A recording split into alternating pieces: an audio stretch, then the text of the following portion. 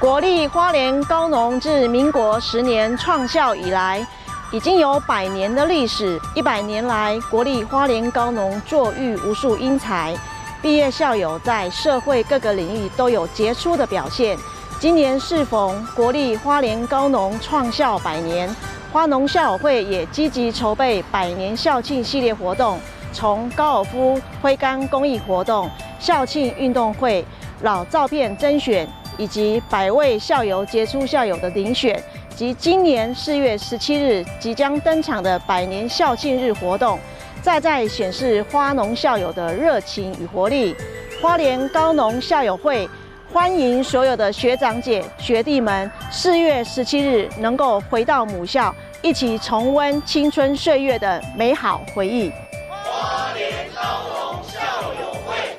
祝福大家热情洋溢。